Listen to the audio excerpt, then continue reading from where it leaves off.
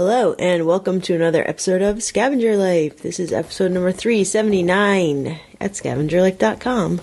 So, Ryan, I don't know if it feels this way to you, but we're living the good life. I was thinking about this morning how eBay has really, us on this adventure of scavenging. This moment in our lives has really been made possible because we started selling stuff.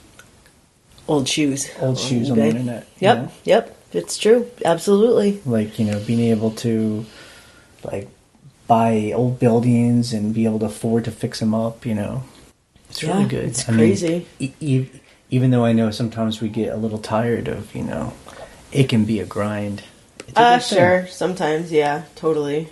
But anytime I get, grumbly about it, I gotta list more t-shirts, or whatever, I'm just like, I'm just sitting at my house doing this, it's not, it feels like freedom in a way. And it's funny because, we could go, I was talking about, over our past decade of selling online, we always try and, I'm always afraid of burnout. Sure. That's the big thing. Logically, if we were a robot, it's easy to see how if I do X and Y and then I get Z, but, we're humans, or at least we're humans. We're humans. We always have to be changing it up. So, we started off really getting into thrift stores, and then estate sales, and we were into yard sales, and now we're into auctions. Well, we went to an auction on Tuesday. Yep. And it was really not very good, Well, it was kind of meh, It was a little bit, we did not fill the truck. Right. We filled the truck maybe halfway. It was halfway. But I think what's funny about the auctions sometimes are you think, oh, we didn't really get anything. But then you start looking through it and photographing it and listing it and researching stuff, and you're surprised. So we're partway through that. We started, my helper started photographing it, so I need to start seeing what she got and, Yeah, no, I just feel that when we were there at the auction, I didn't have the excitement that I normally have. Well, I think, and that's what I always worry about. In whatever way we're scavenging, there has to be a little bit of that excitement, or else I get afraid of I don't care anymore. Yeah, exactly. But yeah, it's like you said. But then also we have to remember we're not babies. This is a business, and so it's not all about fun and games. Fun. Well, don't we feel that way about thrift stores? I mean, we'll go to thrift stores sometimes, like you said a couple weeks ago, and we were just like, this is the most depressing thing ever. Yeah. And then you'll go to a different thrift store and you're like, oh my God, there's so much great stuff. That being said, this week we were just, people talk about, they talk about, going full-time eBay, and they're like, okay, how do I, balance a listing and thrifting, and maybe I'll just do Tuesday thrifting. And, I always tell people, for us, with a thrift store, is we just build that into our daily life. Right. So, we were in town doing errands, and we're like, well, let's stop off at this thrift store. Yeah, we have Turned out an to extra be hour. Awesome. Yeah. It wasn't junky. They had a camo sale. Right.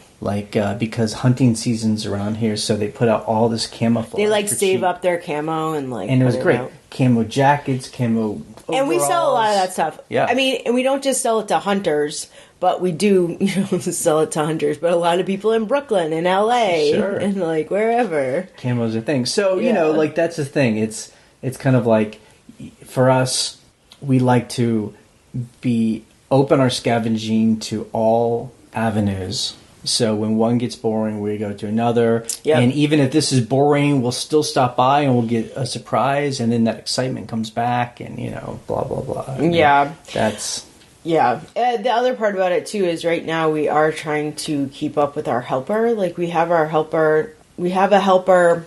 It's basically 16 hours a week between two helpers.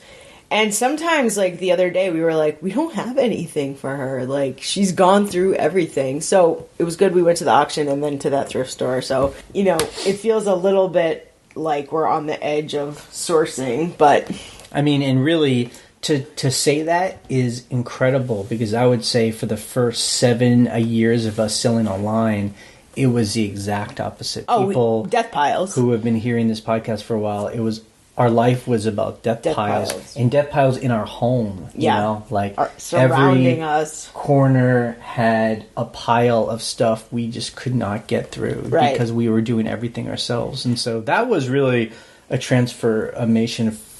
It's for sure. And we learned that from people who listen to this podcast and would comment on the blog and then on a forum where they talked about how they hired people to help them. They're like, change your life. Hire people to do the stuff you hate. Yeah. Which I don't hate photographing, but when it comes to a pile as tall as you of, you know, shirts and jackets and pants, I'm like, Yeah. It's a little bit, but you know. I mean, that's a luxury it's created. It's for ourselves, you know, between $150, $200 a week, we get everything photographed, and it's not right. And the listings aren't posted. They're scheduled. Titles are done. A lot of the details are done, and it's mainly just going over and checking everything. You know. Yeah, exactly. It's pretty amazing. Yeah, you know? it is. That's why I say it's a good life. And I will say about auctions, I was thinking about it. You know, it's kind of ironic. So people who live in like urban areas, right? They have access to all these auctions and estate sales, etc., etc. But the funny thing is, they probably don't have access to a lot of storage, just because of how it is. You know, they probably have like one room in their house, or they're like where they park their car or whatever. And so, you know, they can be going to auctions all the time, but they don't have any place to store it. And we're the exact opposite. Those of us who live in rural areas, there's some decent country auctions, right? But, you know, the auctions we find are more towards the urban areas because, you know, that's where the big where people have houses money. are. Yeah, exactly. And so we have all the storage, but man, it's a whole thing getting to the auctions. Like, I mean, there are, you know, some auctions where they're 2-3 hours away, and we're like, we have to stay overnight because they start early. Yeah, we've been experimenting with either, you know, waking up at 4 o'clock in the morning to get to a 10 a.m. auction. Right. Because you have to balance driving into town and trying to beat rush hour traffic. Right. And then, you know, doing the auction and then coming home in the evening. We've done that. That's a long day. Now we're experimenting with going the night it's before. We've tried renting Airbnbs. We've now moved to like trying to rent like decent hotels. Yeah. And it's, you know, and all this is a cost. Yeah, and it's expensive. It's an interesting thing, you know. Yeah, I mean, like you said, we're just trying it out. We started out doing Airbnbs, like people's basement apartments. And we never found one we liked. We were like, none of these are that nice. Right, because we're trying to find somewhere where we can, you know, go for the evening, be able to cook our own food rather than having to go out. Because that's another expense, right? And, So, we're just figuring it out. Adventures, you know, if anyone's hearing this, this is like the thought processes of Scavengers, you know. Right. And, you know, it's kind of fun, too. Like, we want to go into town a day early, and we go and do little errands and explore things. Try to get other stuff on Craigslist. Yeah. You know, you're trying to like combine the trip, so it's like all worth it. Okay, so our numbers for September 23rd to the 29th, 2018. Yes. We made about $1,800. Hey, not bad. Not bad. You know, I like to make $2,000. Yeah, I like to make $2,000. But that's, you know, between $200 and $300 a day. Not bad, yeah. You know. Some days felt kind of slow, but then we got, you know, again, for us, what always saves us is when we get like $100 or $200 sale. That like, right. You know, sell one thing for $100 or $200. That's like selling, you know, 5 or 6 things for $30. So, exactly. You know, we had a couple of those. Yeah. I mean, things we sold, I've been obsessed by it because, you know, we've been doing this experiment, going to these auctions and buying, like, these tables of ceramics and, like, glass. Yeah. Because I find, and I don't know if it's been a common thing, but I see it more and more where no one wants this stuff. Yeah. So when someone dies, they've been collecting all this stuff, and no one wants it. It's put on the cheaper side of the sale, and they put it on tables. So I've been worried, like, are we going to sell this stuff? Well, this week we made a couple $100 in like a little, like, angel, like a pottery angel. It was from Mexico, yeah. It was like this, like, it's actually kind of cool. I'm not into angels or anything, but the way they make the pottery, it's like this terracotta with this, like, kind of satin finish black. Yeah, it was kind of cool. But yeah, I mean, people... Yeah. I mean, it's funny to say that because some people are into angels, like they're definitely they're into angels. I thought I would sell that a lot faster, actually. And then like this owl, that's the owl. That's kind of a no-brainer. Yeah, but that was a porcelain. Yep, yeah. That was a good one. And then this thing that I know I would have thrown away, but it was like a glass wine holder. Yeah, it's like an Austrian wine decanter. It's the most impractical thing. I don't know why it even exists. It doesn't hold very much wine if you're having a little party. I think it's for like sherry, like sweet wine, because the glasses that are supposed to come with it are really small. So, you didn't say how much. So we sold the angel for $50. Right. The little owl was $40. Yep. The wine decanter I had up for $150, and they offered $115. Yep. I was like, yes. 100 times. But I mean, and the reason why that's exciting to us is that we're buying the whole table for like $50 bucks. $50. Cheap. So when you sell one thing for $100, yeah, it's amazing. So that Austrian wine decanter is going to suck to pack, but. Since we've had a few things break, we had like 2 things break a couple weeks ago. I am packing like that little angel thing. So they broke in the mail going to the buyer. The buyer wrote us and complained. Yeah. So that little angel, I triple boxed that thing. I was like, this thing, and it wasn't that big, but it was in this huge box, and it just like. I don't want to refund people, so I might as well use like as much packing material as possible. I mean, we don't want to, but we do refund people. Oh, of course. Yeah. No, what I'm saying is I stare at it when I'm packing it, and I'm like, I don't want to have to And so it's clear. So the way it works is if someone says something broke, we ask for photos. Yes. They send us photos through eBay. Right. Once we see it's broken, we give them their money back. Right. Because it's not... it's their fault, and then we make a claim through ShipSaver if we've... Or the post office, whoever we've... Right. Yeah, so... That's the best way to do it. Yep. We sold another insane clown posse hat. Yeah, this guy's taking forever to pay, though. $100. That's the only problem. He said he would pay us on Monday, so crossing my fingers. Hey, boss. He's like, hey, boss. I'll pay you Monday. Like, okay, thanks, dude. And we sold a vintage blender for $120. Now, this blender went to a little Italian cafe right outside of Washington Square Park in New York. Really? Yep, so we'll have to go there and see them using our blender.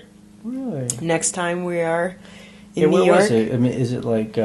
It's on McDougal Street. Okay, yeah, so it's down by that pizza place on... It's closer than that. Like, you go... out of Washington Square Park, and it's right there. Oh, wow. It's like this little like family-run Italian like cafe bistro thingy.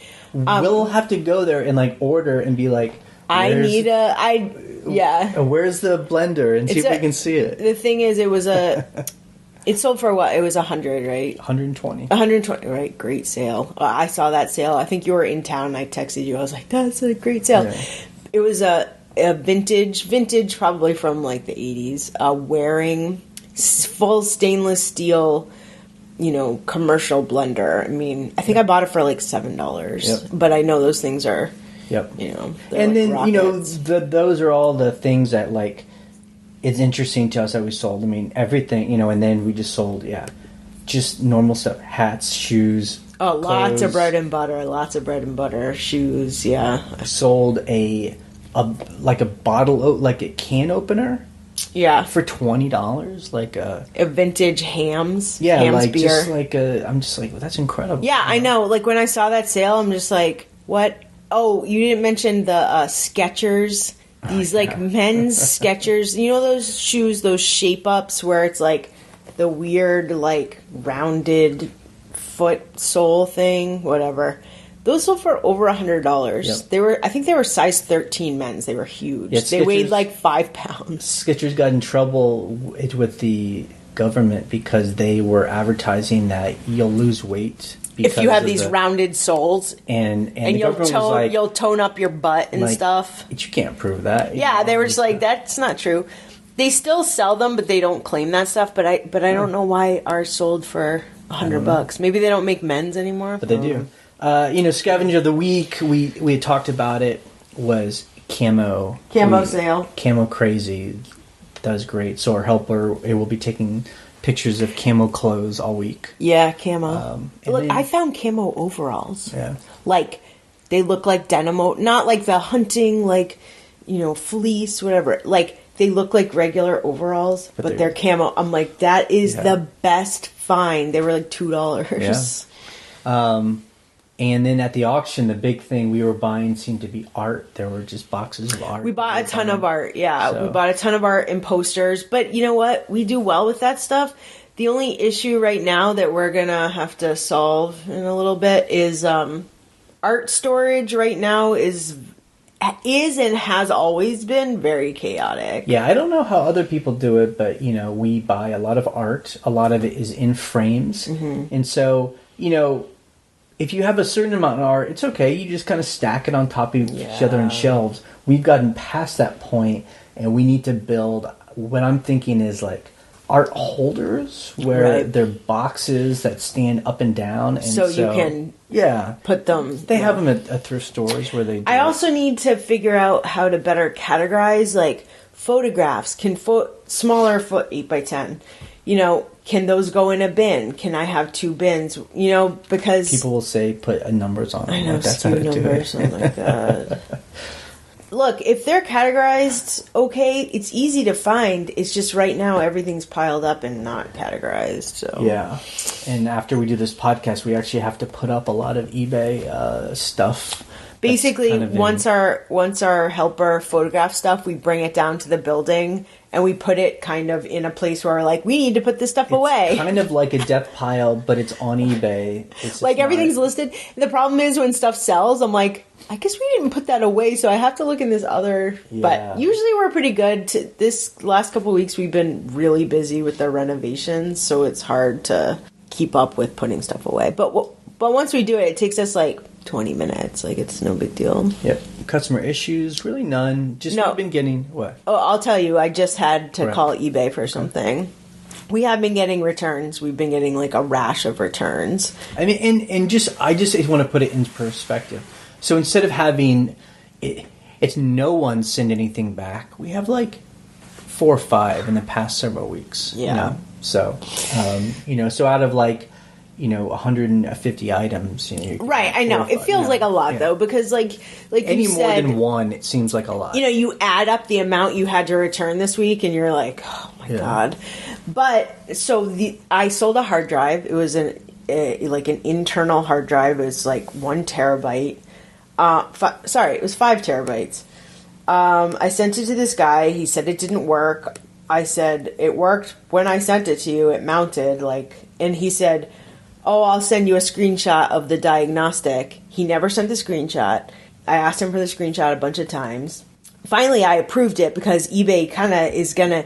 If I don't approve it in the amount of time, they're going to fully refund him without shipping it back. I'm pretty sure that's what happened. No, that's exactly where... I'm sorry, I just want to say something. I mean, this is when I see eBay, people who sell on eBay, when I see them ranting...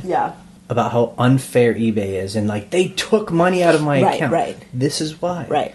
A buyer opens a case and says they're unhappy and they need something done. A seller ignores that. It does nothing. And then if you ignore it, then eBay, and it makes sense, eBay steps in and says this buyer's unhappy. You haven't responded. We'll just make it happen, and they will allow the buyer to keep the item and they refund it. But if you participate in the process, then there is power, right? So as a buyer, I buy stuff on eBay all the time for our rentals and our businesses, and I have had times where I'm like, hey, this thing broke, here are the photos, here's the proof, blah blah blah. The seller never responds, and I'm like, okay, well, I want my money back, and so eBay closes it and fully refunds me and whatever. So I finally accept the return from this hard drive guy. He does mail it back. I just opened it. I just got it yesterday afternoon. I just opened it. It's not in the original box. I had the manufacturer's box that it came in with all the original padding and stuff. He didn't send that back. He wrapped it in like one layer of bubble wrap and just threw it in a box. Hopefully it's okay. I have to turn it on and mount it and see if it's all right. But I called eBay and I was like, first of all, this guy didn't provide any proof that it didn't mount. He said he was sending it. He never sent it. I asked for it twice. They saw it on the comments of the return. And I said, he didn't ship the original manufacturer's box. So now it's not a new item. I said it was used, but now it's not the same. I was selling it with the box to prove it had the serial number, blah, blah, blah, blah, blah. And so what they said, since I am in the 30-day free returns program, and I knew this, sort of, but they said, you have a choice to give them a partial refund. I uploaded a photo proving it didn't have the box. Now, is it just because we're a 30-day returns, or is it also because we do... Free returns. A free returns. Okay. He said, the phrase he used was 30-day free returns. Got it, okay. So, I don't know if 15-day free return... I don't even know if that exists anymore. I don't think so. Yeah. But so, he said, you can give up to a 50% partial refund. And then I was like, yeah, but the person will obviously dispute that and get their money back. He said, yes, but they'll get their money back from eBay, not from you. Because you're in the free returns program, we're going to look at the whole case, look at your comments, look at the proof you uploaded, the photos and whatever, and we're going to back you up. But so that's awesome. So I was like, great, I'm totally, taking a percentage off of this because I have to sell it in a different condition now. But the weird thing is about that, and we've talked about this before, when eBay backs me up, gives them, the rest of their money back on eBay, how is eBay explaining that to the buyer? Are they like, I mean, I wonder. Does it matter? I don't know. I wonder if just the buyer gets told they got a refund. And they don't care. It's with the amount, and the buyer has to be like, oh, wait, this is not what I had expected. And then they can, then dispute that. So, but I guess, it's good to hear that with eBay, that they are giving us some of the power if we are willing to do free returns. Right. They're, it's not just like they're backing us up on my dispute of the. Right. Oh, and just to be clear, this was an INAG case. Right. I don't have item not as described. Item not as described because he said it was broken. Someone returned a pair of shoes this week and just said they didn't fit. I didn't have any choices. It was like just send them the original price, no shipping, nothing. I think it's just for INAD cases where you're like, this is as described. Yeah. So that was interesting. That happened 10 minutes ago. Yeah. But, I know because we've had these, handful of returns coming back, it's been a little bit annoying because, it's money that you have to give back and you're like, oh my God. Money I thought I had. Give this guy $75 back. Exactly. But, we always have to remind ourselves this is a business. That's just the way it is. That's just... Easy come, easy go. Price of doing business. Yep. Yes. Well, how about, what do we eat this week? It was kind of nice. Yes. Yesterday, we went to the town about half an hour from where we live. The big city. It's a college town. Yeah. And we've been kind of exploring it more. Well, we get a CSA over there. There's like a really nice CSA, and there's like a food co-op, like kind of an awesome food co-op over there. Like we don't have anything like that over here. And so anyone that doesn't know what a CSA is... Community Supported Agriculture. Right, that's where you pay like a farmer... Right. A set amount every week, and then he or she will give you a box of vegetables. Right, or whatever they provide. Freshly grown. Yeah, so we get that through the co-op. Like you pick it up at the co-op. And we're just kind of like, well, what else is around here, So we drove by this like sandwich shop thing. They had a great looking sign. It looked like they had completely renovated it in like a modern way. So we walked in there one day because we had just we were just about to buy our building. And we were just like, hey, who are you? It ends up the co-owner, the guy, they're both from New England. which is so funny because I'm from New England. The woman's from Maine, and the guy... Did you guys start talking this weird language? I'm like, what yeah, language right, are you guys right. So the guy actually lived in my neighborhood in Boston. Like, we were like, oh, you lived in JP, you know? Like, it was awesome. So we have, like, that in common. We're like, yeah, you know? So they host these, like, dinners. Like, they call it, what, like a pop-up dinner or something? Of, like, you know, local food. This guy's a chef. Like, it's kind of expensive. It's like one of those, like, fancy things you do every once. It's like $80 a person. It's like $80 a person. But it was fun. Which is a lot. It was nice to go, and there's like 20 people, and you're at a big table. Yeah, it's like a communal dinner. We got to meet people in that community, and yeah. I learned a lot about the town that I didn't know about. And, right, because a lot of people went to school there. Yeah. The guys next to us have been there for 25 years. You know, and it's a kind of a meal that most Americans don't eat, or at least we don't, you know, where it's like 5 courses over a period of 2 hours. So with like wine pairings. Hours, yeah. It's really amazing. It was nice. It was fun. That was so fun. So they just started it in August. And then so it's September, and they're probably going to do one next month. And we were kind of talking to them, and we're like, why don't you do this every week? Yeah. I mean, obviously it's a lot of work, but... Yeah, but, you know... Anyway. I mean, I bet they pulled down, even after all their expensive, like $1,000, you know? Which yeah, you'd hope I'm so. like, if it's your business, like, that's pretty good. You should do that all the time. That was very, very fun. Yeah. It was a fun treat. Yeah. Okay, our coming week, what will it be like? So, as far as scavenging, yes. like non-eBay scavenging, right. We also scavenge when we renovate buildings. Yeah. We have this building, and there are these big stairs that go from the main floor down into the basement. Yeah. And right now, they're just kind of crappy old... Just... pressure-treated wood. Yeah, just they're so like, junky. Yeah. So I have a vision where I want, like, really nice, like... old wood, like reclaimed wood stairs, thick. I just want it to be like a showpiece. So I found this place that does auctions where they sell off just like old, like industrial materials. Yeah, materials. Right? Yeah, like and reclaimed materials. They're actually auction. in a Philly, which is about what? 5? It's about 4 hours for us. So anyway, I found they sell wood from the back of tractor trailers. Right. And I didn't know this, but the tractor trailers, I don't know if it's still done this way, it's like a butcher block. Yeah, it's like, you know, what do they call it? It's not click-lock. It's tongue and groove. Right. It's like a tongue and groove, you know, wood that's...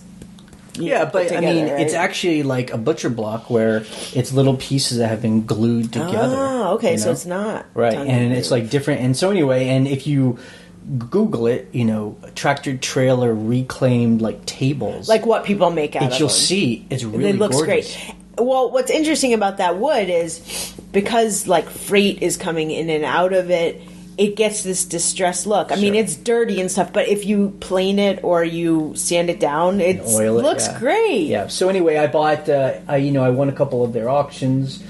We probably bought about 800 pounds of this stuff.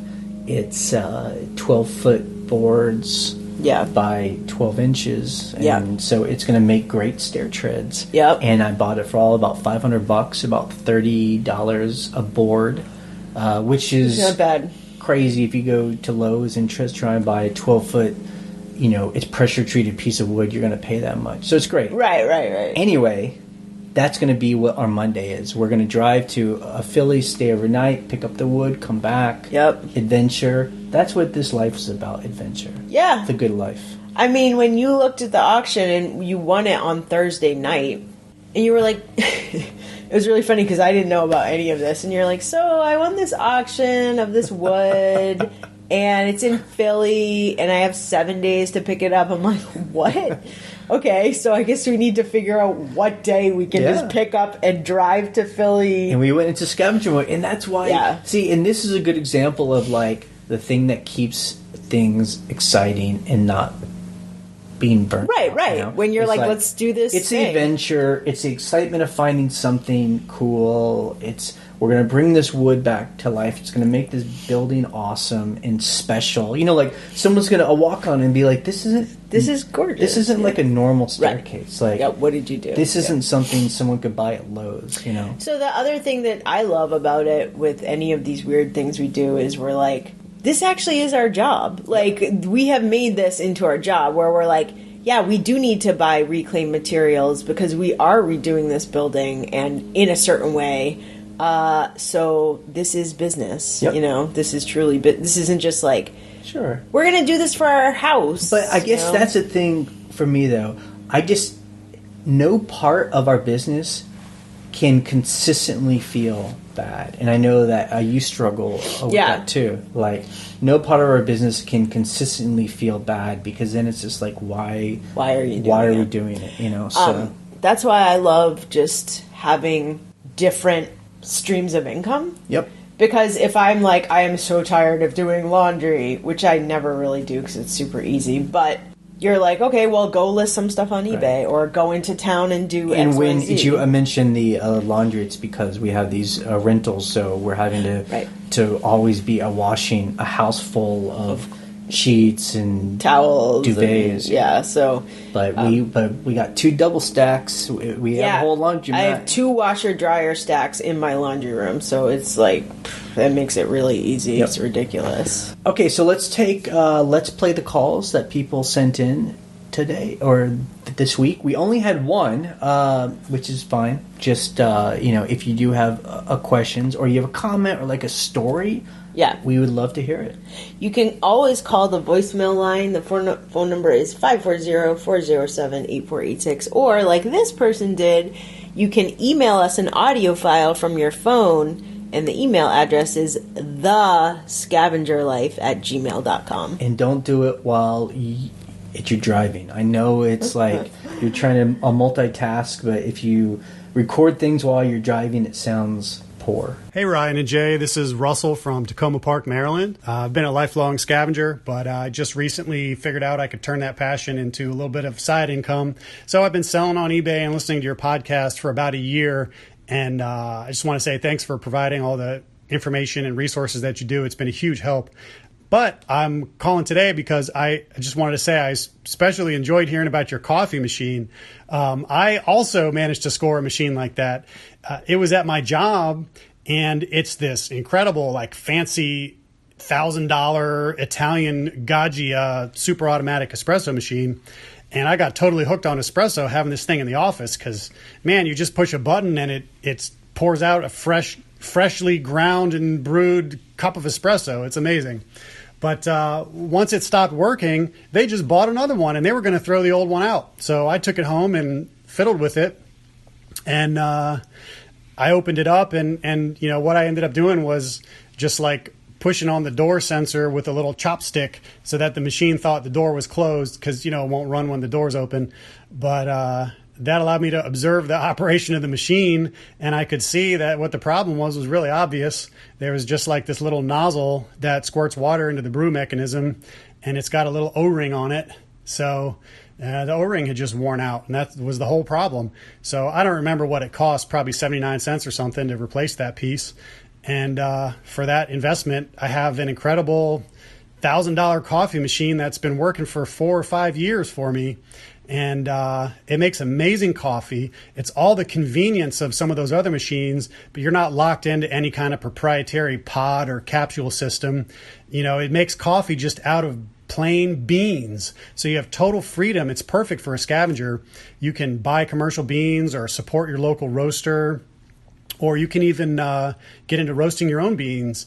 I've dabbled a little bit in that with roasting beans in a cast iron pan outside, but it creates a lot of smoke. But boy, is that a cheap way to get incredible coffee. If you roast your own beans, totally roll your own system. It's amazing. Anyway, I just wanted to say it's really amazing what you can find if you're creative and resourceful and persistent. And getting something that way is a million times more satisfying than going out and buying it. So anyway, thanks for everything you do. Keep on scavenging. I mean, this guy has described so much better than I could why I love scavenging, why I love our coffee maker. Yep. All of that. That's a fun of scavenging, you know? My question is, where do you work that they have just like $1,000 coffee maker in their office kitchen? Yeah, you know. But yeah, so I absolutely love that story because yeah, those little O-rings and the little mine was the pump, apparently. This $20 part. I'm like, great, $20. And you know, these are when you have a machine that costs a lot like that, you know, they're really well in your thing. And when I was seeing you in there, it's really kind of complex. It's pretty complex, and it's amazing. If you had a YouTube open to a video and you'd play half a minute of it and you'd go do it, take out a little bit, then play another half minute, and somebody showed you exactly how to do it. And you know? It's one of those things where, you know, for me, it just sounds like what he did too, where you observe the machine, you look at it, you take it apart. You Google it. You know, it takes time. You know, the part cost 79 cents, but he took time to, you know, observe it and whatever. But, you know, the payoff is infinite. You're just like... And I know we go on about it, but just like he said, there's a difference between doing the automatic coffee from just beans versus the pods, because the pods are a whole thing, because then you have to keep buying the pods. The great thing about like a thing that just takes beans is you can get beans from anywhere. We've been getting them from Costco. Costco is great coffee for incredible prices. I don't know if I talked about this last week, but Costco had like a local roaster's coffee. It's Greenberries. It's in Charlottesville, Virginia. They had a whole pallet of that stuff. I was like, that's awesome. Like, I'm getting a local person's, you know, a local, you know, roast just for Costco. Right. It was cool. So that's been very delicious. Yeah, and we at one point were roasting our own beans too. There was a local coffee place where we could buy green beans, for cheap, relatively cheap, and then Mikey and Wendy taught us that you can roast it in a popcorn popper, a very a very particular popcorn popper. Okay. But like he said though, it smokes. It smokes. Well, also you have to watch it too. You can't just be like, oh, I'm going to roast this and walk away. It's like you have to sit there and like make sure it doesn't. You know, it was fun and it was cool, but it's one of those things where I'm like, this isn't so fun to me. I'd rather just pay. It actually, the thing about the green coffee beans was, it wasn't cheaper than buying like it was like bulk $6 a pound. Yeah, so. It's just I forget what it was, but it was like. Yeah, it ended up not being cheaper. Plus, it took our time to make sure. If we could get green beans for like $1 a pound, and then we just had to roast it, cook them. Yeah, then I would do that. But if I'm paying $6, and I can get $8 a pound, you know. Yeah, so it came down to time, and also the people. There was a local coffee roaster in our town, and they went out of business, so it was really hard to get that. Yeah, it's fun to experience stuff like that. Okay, that is it for the podcast this week. You can check out our blog at scavengerlife.com for the links we discussed and to join the conversation on the forum. You can leave a question or a comment on our voicemail line. Again, that phone number is 540-407-8486. You can also email us an audio file from your phone. Our email is thescavengerlife@gmail.com. We post an episode every Monday morning. On Wednesday, we post a What Sells video, currently being brought to you by Stephen Schultz. You can subscribe to our Patreon account and support us for as little as $1 a month. That is $12 a year. You can subscribe to us through iTunes or YouTube for free, so you always get the latest episode. And we are ending this podcast in 3, 2, 1. Bye.